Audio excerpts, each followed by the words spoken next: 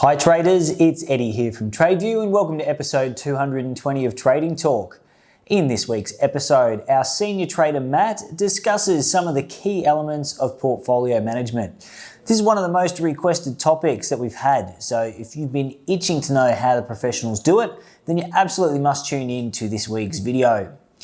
There's only a couple of weeks left until this year's Algo trading conference, and this year our presenters have really gone the extra mile, with a couple of them presenting not one but two models. So you'll get to learn how and why they trade them, plus you can download them on the day. So that's 5 new models you'll get your hands on at the conference come 27th of November.